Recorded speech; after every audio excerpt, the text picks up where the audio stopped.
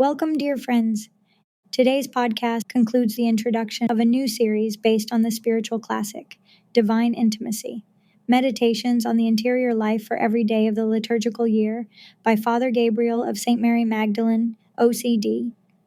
Throughout this series, we will explore profound reflections on the interior life, guided by the wisdom of Carmelite spirituality, inspired by the teachings of Saints Teresa of Jesus, John of the Cross, and other great mystics. Divine intimacy leads us toward deeper prayer, greater virtue, and union with God. Now let us begin our journey into Father Gabriel's profound spiritual insights. Welcome back to our deep dive into divine intimacy. In parts 1 and 2, we explored the Carmelite tradition, the book's structure, all those incredible themes that flow through the liturgical year. Right. I feel like we barely scratched the surface, honestly. But now I kind of want to focus on something really practical. Yeah.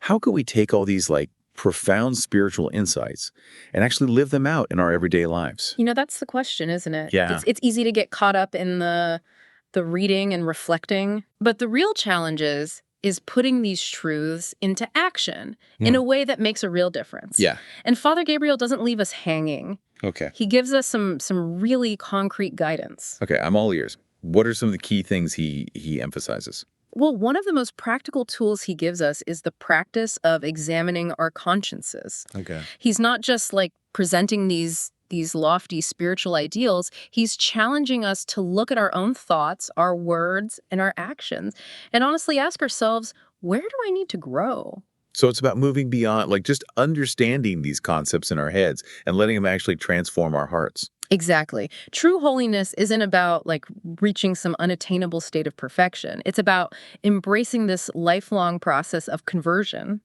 of constantly turning back toward God. That's so freeing, isn't it? Yeah. To know that it's not about being perfect, but about constantly striving, constantly turning back to God.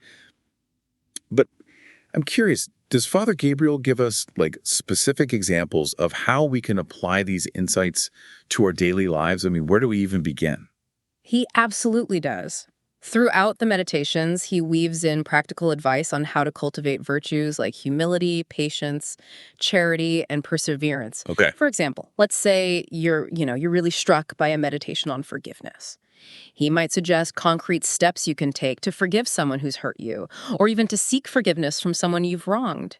Or if a meditation on detachment really resonates with you, he might encourage you to simplify your life, to let go of material possessions that are weighing you down, or even to examine unhealthy attachments you might have to people or things. It's he's giving us a spiritual toolkit, isn't it? Yes. Equipping us with practical skills to navigate the challenges of everyday life and grow in holiness. Mm-hmm. But what about the issue of busyness? It's something we all struggle with, right? In today's fast-paced world, it can be so hard to find time for silence, for prayer, for reflection.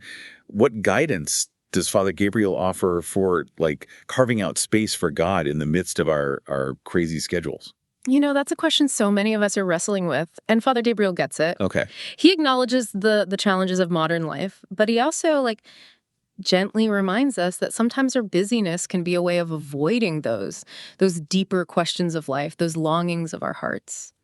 So it's almost like we use busyness as a distraction sometimes. Yeah. We think we're just busy, but maybe we're actually running from something. That's a powerful insight. He encourages us to step back, to really examine our priorities and to make, conscious choices about how we spend our time. Yeah. He reminds us that even a few minutes of dedicated prayer can make a huge difference. It's not about adding more to our to-do list, but about making sure that our relationship with God is at the top of that list. It's about making time for what truly matters, right? But sometimes even finding those few minutes can feel impossible. What are some practical ways we can weave prayer into our busy days?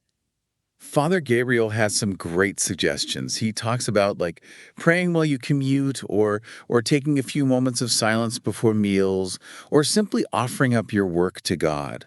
It's about those little pockets of time throughout the day where you can reconnect with God, even if it's just for a minute or two. I love that. So it's not about having this grand formal prayer time every day. Right.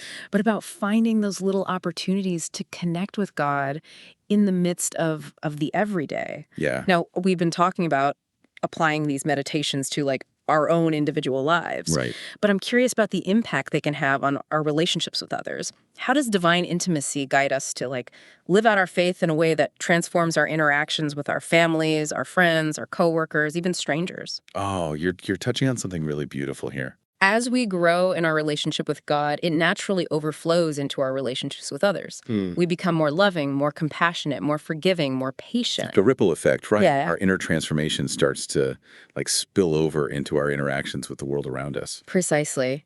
And Father Gabriel really emphasizes this idea of seeing Christ in every person we meet, recognizing that everyone, no matter who they are or what they've done, has inherent dignity as a child of God. Yeah. It's about treating everyone with kindness, respect, and patience, even those who are difficult to love. That's a powerful challenge, especially in a world that can feel so divided. But what a beautiful vision for our relationships, to let that love of God flow through us and touch everyone we encounter. And that's what I love most about divine intimacy. It's not just about personal piety or having some kind of mystical experience. It's about becoming the hands and feet of Christ in the world, radiating his love to everyone we meet. And that's something we can all aspire to, no matter where we are in our faith journey. Now, before we wrap up this deep dive, I want to turn to you, our expert, for one final thought. Okay. If there's one thing you hope our listeners will take away from this series, what would it be? What's the kind of the essence of what Father Gabriel is trying to convey in divine intimacy? That's a tough one. It's hard to sum up such a rich and profound book in just a few words. Right. But I think the heart of divine intimacy is this invitation to cultivate a deep, personal, and transformative relationship with God. Father Gabriel reminds us that God isn't some distant being up in the clouds, but a loving Father who desires intimacy with each one of us. Yeah.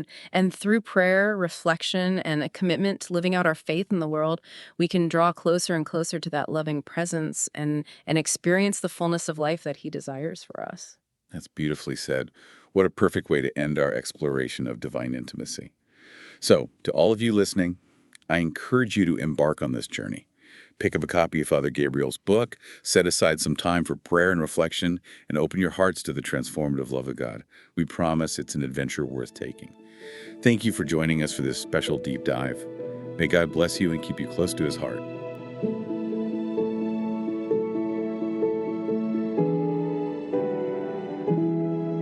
Thank you for spending this time with us today, reflecting on the wisdom of the Carmelite Saints. For more Carmelite resources, visit the General Curia of the Teresian Carmel at discalcedcarmelite.com.